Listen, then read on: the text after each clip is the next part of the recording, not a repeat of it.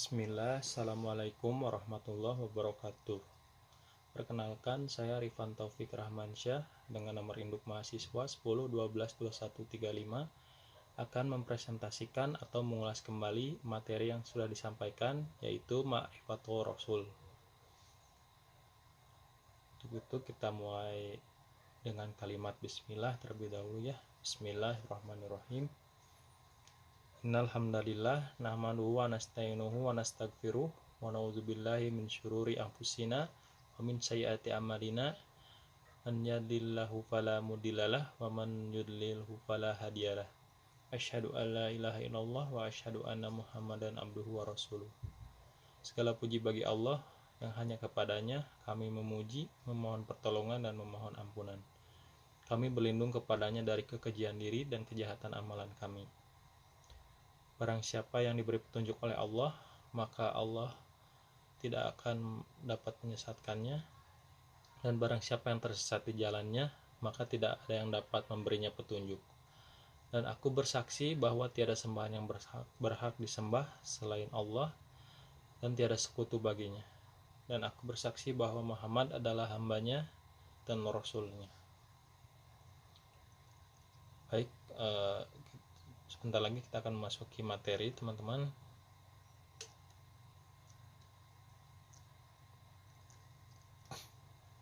Yang poin-poin yang akan dijelaskan yaitu ada beberapa.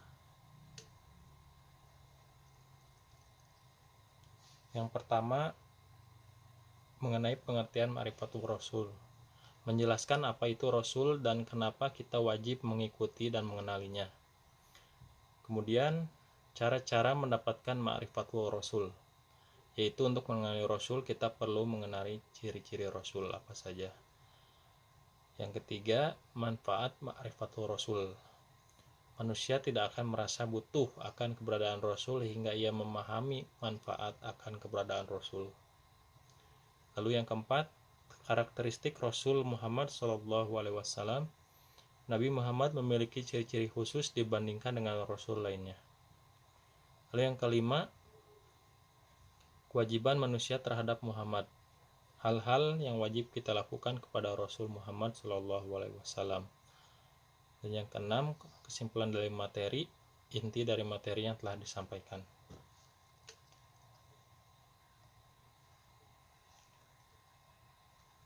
Baik, untuk yang pertama yaitu pengertian Ma'rifatul Rasul. Manusia sangat membutuhkan adanya seorang Rasul, karena secara fitrah manusia selalu ingin tahu keberadaan Sang Pencipta, selalu menginginkan untuk dapat mengabdi secara benar kepada Sang Pencipta Allah, dan selalu menginginkan kehidupan yang teratur. Untuk bisa mengetahui secara benar tentang keberadaan Allah, bagaimana cara melakukan pengabdian kepadanya, dan bagaimana bisa memahami aturan main yang dibuat oleh Allah Subhanahu wa Ta'ala sebagai pencipta yang akan menjadikan kehidupan manusia menjadi teratur. Semua itu hanya bisa diperoleh melalui penjelasan atau petunjuk dari seorang Rasul. Maka keberadaan seorang Rasul menjadi sangat dibutuhkan oleh manusia.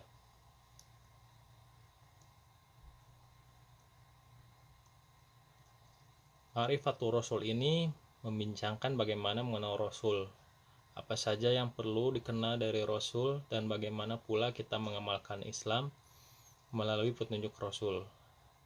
Yang penting dari materi ini adalah kita bisa mengetahui, memahami, dan dapat mengamalkan sunnah Nabi dan menjalankan ibadah dengan baik. Mengenal Rasul tidak saja dalam bentuk fisikal atau penampilan saja, tetapi segala aspek syar'i berupa sunnah yang diajarkannya Nabi kepada kita, sama tingkah laku, perkataan, ataupun sikap.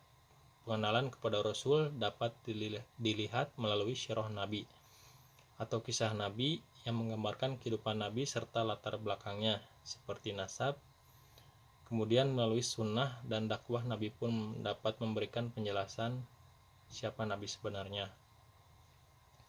Dengan mengenal Rasul, diharapkan kita dapat mencintai Rasul dan mengikutinya. Perkara ini sebagai cara bagaimana kita taat mencintai Allah Subhanahu wa Ta'ala. Oleh karena itu, mengenal Rasul tidak saja dari segi jasad, nasab, dan latar belakangnya, tetapi bagaimana beliau beribadah dan beramal soleh. Setengah masyarakat mengetahui dan mengamalkan sunnah Nabi dari segi ibadah saja, bahkan dari segi penampilan saja. Sangat jarang Muslim yang mengambil contoh kehidupan Nabi secara keseluruhannya sebagai contoh. Misalkan peranan Nabi dari segi politik sebagai pemimpin, penjaga, dan juga Nabi sebagai suami, ayah, dan ahli di masyarakat. Semua peranan Nabi itu perlu dicontoh dan diikuti sehingga kita dapat mengamalkan Islam secara sempurna atau kafah. Walaupun demikian, umat Islam masih menjadi Nabi sebagai Rasul adalah dari segi lafaz atau kebiasaan umat Islam bersolawat kepada Nabi. Bagaimanapun umat Islam yang sholat akan selalu bersolawat kepada Nabi dan selalu menyebut namanya. Pengenalan kepada Rasul juga pengenalan kepada Allah dan Islam. Memahami Rasul secara komprehensif adalah cara yang tepat dalam mengenal Islam yang juga komprehensif. Rasul dikenal sebagai pribadi yang teladan dan unggul dan lelaki terpilih di antara manusia lainnya yang sangat layak dijadikan model atau uswatun hasanah bagi setiap muslim. Berarti Nabi adalah ikutan bagi setiap tingkah laku, perkataan, dan sikap yang disunahkannya. Setiap manusia diciptakan oleh Allah Subhanahu wa taala dengan fitrah di mana manusia ini bersih, suci, dan mempunyai kecenderungan untuk melakukan hal-hal yang baik dan ke arah positif, yaitu ke arah Islam. Fitrah manusia diantaranya adalah mengakui hadirnya Allah sebagai pencipta, keinginan untuk beribadah, dan menghendaki kehidupan yang teratur. Fitrah demikian perlu diaplikasikan ke dalam kehidupan sehari-hari melalui petunjuk Al-Quranul Karim dan panduan sunnah Nabi, sabda Nabi atau perbuatannya. Semua panduan ini memerlukan petunjuk dan Rasul khususnya dalam mengenal pencipta dan sebagai panduan kehidupan manusia. Dengan cara ini, mengikuti panduan Rasul, kita akan mendapati ibadah yang sahih atau benar. Lalu kita masuk ke dalam cara-cara mendapatkan ma'rifatul Rasul. Yang pertama yaitu sifatul asasiyah. Sifat asas Rasul berupa akhlak mulia yang terdiri dari sidik, tablik, amanah, dan patonah. Dijelaskan dalam surat Al-Qalam ayat 4. Sifat-sifat ini bersifat universal dan pasti dimiliki oleh setiap Rasul, bahkan orang-orang yang beriman. Tetapi sifat-sifat ini dapat dikatakan kurang mengikuti Islam jika tidak dimiliki, bahkan dapat gugur keislamannya. Lalu yang kedua ada mukjizat. Setiap Rasul membawa mukjizat yang berbeda-beda. Nabi Ibrahim tidak terbakar api, Nabi Musa dapat membelah lautan, Nabi Sulaiman dapat berbicara dengan segala makhluk, dan Nabi Daud yang mempunyai kekuasaan, dan lainnya. Nabi Muhammad sendiri banyak diberi mukjizat oleh Allah Subhanahu wa taala. Contohnya bisa membelah bulan yang dijelaskan dalam Al-Quran surat Al-Hijr ayat 9. Lalu dijelaskan dalam Al-Qamar ayat 1. Diberitakan beberapa hal tentang masa depan dan diturunkan Al-Quran yang dipelihara oleh Allah yang dijaga keasliannya sepanjang masa. Dengan mukjizat ini manusia semakin yakin dengan apa yang disampaikan oleh para rasul kepada manusia. Lalu yang ketiga ada al-mubaisyarat. Mubaisyarat atau informasi kerasulan telah diketahui oleh manusia sebelum kedatangannya. Nabi Muhammad SAW sudah dimaklumkan ketika zaman Nabi Isa alaihissalam bahwa akan datang seorang rasul yang bernama Ahmad yang terpuji, atau dijelaskan dalam surat As-Saff ayat 6. Lalu yang keempat ada an-nubuwah. An-nubuwah itu ciri-ciri kerasulan atau berita kenabian. Misalnya pembawa perintah dari Allah untuk manusia secara keseluruhan, seperti perintah haji pada zaman Nabi Ibrahim dan perintah-perintah Allah dalam Al-Quran pada zaman Nabi Muhammad. Dijelaskan dalam surat Al-Hajj ayat 26-27, lalu ada Al-An'am ayat 19 dan Al-Mu'minun ayat 30. Lalu berikutnya ada as-samarat, Ciri Rasul adalah hasil perbuatan dakwah dan harakahnya. Tidak ada hasil maka berarti tidak melakukan. Dengan melakukan maka akan diperoleh hasil walaupun sedikit. Nabi dan Rasul telah membuktikan kepada kita bagaimana hasil dari usaha dakwah mereka. Bukti dakwah Nabi Muhammad SAW adalah perubahan masyarakat dari jahiliyah kepada Islamiyah dan kemusyrikan kepada keimanan. Islam pun tersebar ke seluruh dunia dengan meninggalkan banyak bukti-bukti sejarah yang dapat dilihat dan dibuktikan hingga saat ini. Kadar-kadar Nabi yaitu sahabat adalah bukti nyata yang turut mengubah jazirah Arab dan seluruh dunia menjadi Islam. Dijelaskan dalam surat Al-Fat ayat 29. Nah, berikutnya beda yang mengenai Rasul dan yang tidak. Iman kepada Rasul adalah salah satu rukun iman. Seseorang tidak dianggap muslim dan mukmin kecuali ia beriman bahwa Allah mengutus para rasul yang menginterpresentasikan hakikat yang sebenarnya dari agama Islam, yaitu tauhidullah, mentauhidkan Allah, mengesahkan Allah. Juga tidak dianggap beriman atau muslim kecuali kepada Rasul dan tidak membedakan antara yang satu dengan yang lainnya. Lalu kita masuk ke manfaat ma'rifatul Rasul. Setiap manusia diciptakan Allah Subhanahu wa taala dengan fitrah suci dan mempunyai kecenderungan ke arah positif, yaitu ke arah kebaikan dan amal soleh. Fitrah tersebut mengakui Allah sebagai pencipta, keinginan untuk beribadah dan menghendaki kehidupan yang benar.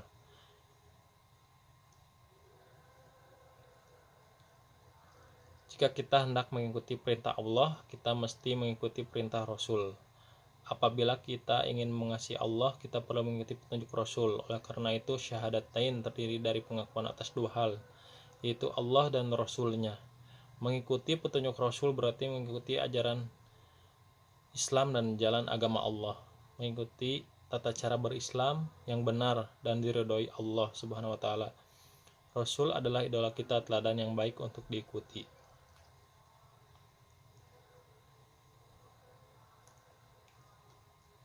Lalu kita masuk ke karakteristik risalah Nabi Muhammad SAW.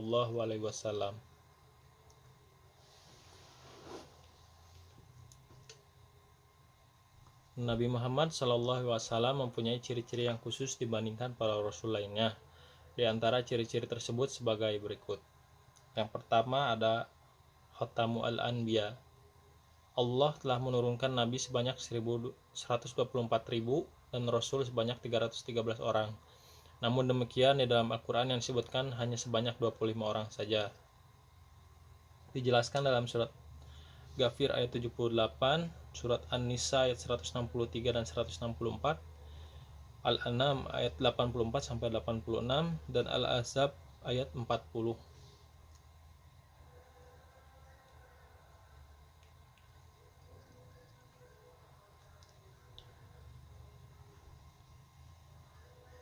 Nabi Muhammad adalah penutup dari semua rasul Nabi. Beliau bukanlah bapak salah seorang di antara kita, tetapi adalah Rasul Allah dan penutup Rasul-Rasul Allah. Yang kedua ada nasiku ar-risalah, penghapus risalah. Taubat yang dilakukan pada zaman Nabi Musa alaihissalam adalah dengan bunuh diri. Rukuban pada zaman Nabi Ibrahim alaihissalam adalah dengan menyembelih anak kandung laki-laki. Hal ini tidak berlaku lagi pada risalah yang dibawa oleh Nabi Muhammad SAW. Meskipun begitu, risalah mereka senantiasa harus kita jadikan sebagai pelajaran, atau kita harus mengimani kitab-kitab sebelumnya. Lalu yang ketiga ada musaddiqu al-anbiya, membenarkan para nabi. Banyak hambatan dan gangguan yang bertujuan menghapuskan agama Allah. Namun demikian Allah Subhanahu wa taala senantiasa menjaga dan memelihara dari serangan kaum kafir. Salah satu cara dengan memenangkan Islam atas agama lainnya dengan menurunkan para nabi dan rasul. Dijelaskan dalam surat As-Saff ayat 8 sampai 9. Lalu yang keempat ada mukamilu ar-risalah, penyempurna risalah. Selain untuk membenarkan rasul dan nabi sebelumnya yang membawa risalah Islam, Kehadiran Nabi Muhammad SAW juga untuk menyempurnakan risalah sebelumnya. Risalah sebelumnya cenderung ditunjukkan pada suatu kaum tertentu saja dan untuk saat-saat yang tertentu. Berbeda dengan Nabi Muhammad SAW yang diutus untuk semua manusia dan berlaku hingga akhir zaman. Yang kelima ada ka'fatilin-nas, untuk seluruh manusia. Rasulullah Muhammad SAW diutus untuk kepentingan umat manusia secara keseluruhan, dengan tidak membedakan suku, bangsa, warna kulit, bahasa, dan sebagainya. Hal ini dapat dilihat dari perkembangan Islam pada masa ini yang telah tersebar di seluruh dunia. Dijelaskan dalam surat Saba ayat 28. Lalu Rasul sebagai rahmatan lil alamin, rahmat bagi alam semesta. Kehadiran Nabi Muhammad SAW di muka bumi ini adalah sebagai rahmat bagi seluruh alam. Dijelaskan dalam surat Al-Anbiya ayat 107, yang tidak saja bagi manusia tetapi juga alam, hewan, tumbuhan, dan makhluk Allah seluruhnya. Dengan kehadiran Nabi Muhammad, manusia mendapatkan rahmat dan kebaikan. Manusia kafir dan jahiliyah pun mendapatkan rahmat dan kedatangan Islam, karena Islam dan Nabi Muhammad tidak hanya ditunjukkan bagi umat Islam. Kebaikannya juga dirasakan oleh umat manusia lainnya. Lalu berikutnya ada Risalatul Islam. Risalah Nabi Muhammad SAW adalah risalah Islam. Risalah yang dibawanya adalah sesuatu yang benar. Hal ini tercermin dari akhlaknya, kepribadiannya, dan sifat-sifat Nabi yang mulia. Inti dari risalah Nabi Muhammad SAW adalah petunjuk din yang benar. Dijelaskan dalam surat Al-Fat ayat 28. Lalu ad-dakwah. Allah Subhanahu wa taala menegaskan bahwa Rasul bertindak sebagai dai yang menyeru manusia agar kembali kepada Allah dengan menjadi saksi bahwa berita gembira dan pemberi peringatan. Beliau seakan sebagai pelita yang senantiasa menerangi dan menjadi rujukan bagi manusia. Nah, di zaman sekarang manusia juga diwajibkan untuk berdakwah, dan dakwah tidak hanya saja dalam bentuk ceramah, banyak sekali bentuk dakwah, yaitu dalam contoh-contohnya, salah satunya yaitu mencontohkan sunnah dan diterapkan dalam kehidupan sehari-hari, membaca Al-Quran dan mengimplementasikannya dalam kehidupan sehari-hari, dan juga mencontohkan apa saja yang disukai oleh Rasul dan Allah Subhanahu wa taala. Nah, berikutnya kewajiban manusia kepada Nabi Muhammad SAW. Yang pertama yaitu beriman kepada Rasulullah. Rasulullah pernah bersabda, demi zat yang jiwa Muhammad SAW berada di tangannya, tidaklah mendengar seorang dari suatu umat tentang ajaranku, baik itu Yahudi atau Nasrani, kemudian meninggal dan tidak beriman dengan apa yang aku bawa kecuali ia berada di dalam neraka. Juga dapat dilihat dalam surat 4 ayat 136 dan surat 7 158. Yang kedua, membenarkan apa yang dikabarkannya. Kaum Arab jahiliyah enggan meski hanya mengucapkan aku bersaksi bahwa Muhammad adalah Rasul Allah. Mereka sangat paham bahasa Arab dan sangat tahu konsekuensi kalimat tersebut. Mereka harus membenarkan seluruh apa yang diberitakan oleh Rasulullah, karena yang dinyatakan oleh Rasulullah adalah wahyu yang diwahyukan, bukan berasal dari hawa nafsu beliau. Dijelaskan dalam surat 53 ayat 3-4. Mereka juga harus membenarkan dalam perbuatan nyata. Dijelaskan dalam surat Al-Baqarah ayat 285.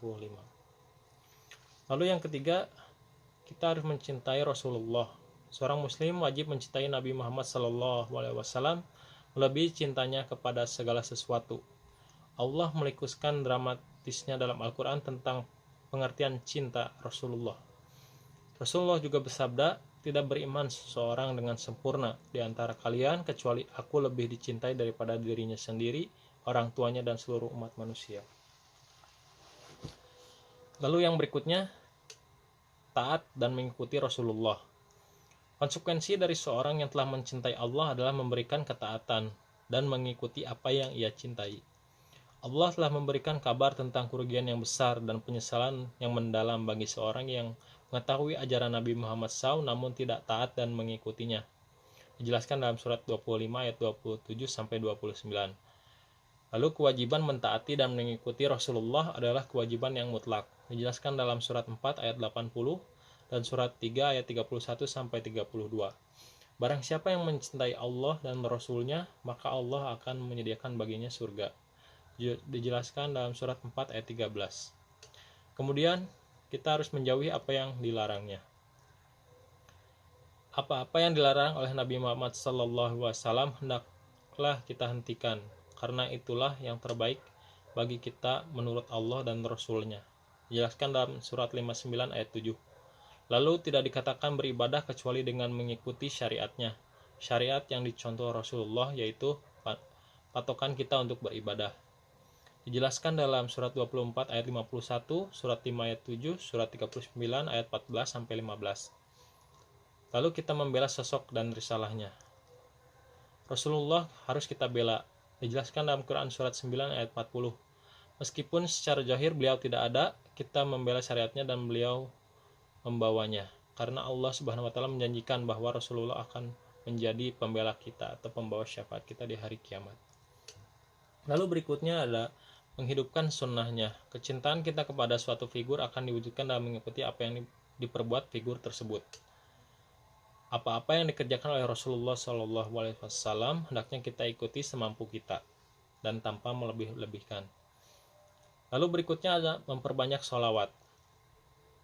Kehormatan yang Allah berikan kepada Nabi Muhammad SAW sedemikian tinggi, bukan hanya dalam tiap-tiap sholat kita, bahkan saat kita mendengar nama beliau, kita pun dituntut untuk bersholawat. Lalu mencintai para pencintanya.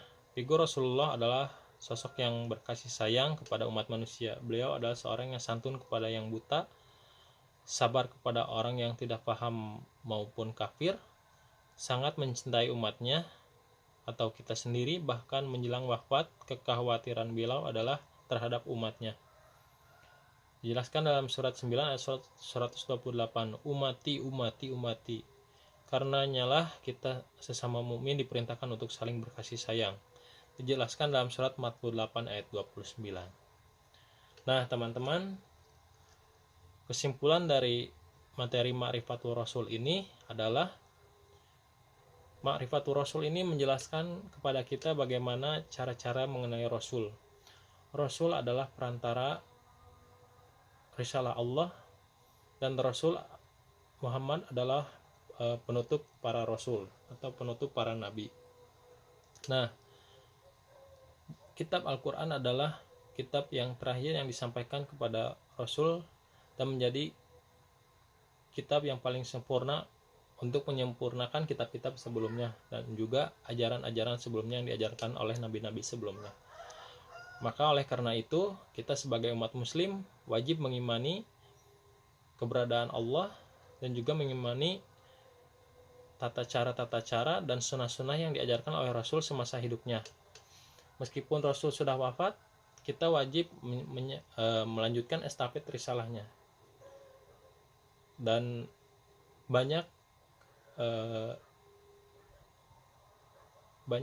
kebaikan-kebaikan yang akan diberikan baik di dunia maupun di akhirat ketika kita taat dan patuh terhadap Allah Subhanahu wa taala dan mengikuti petunjuk dari Rasul kita Muhammad SAW. Nah, baik teman-teman, sekian materi yang bisa saya sampaikan.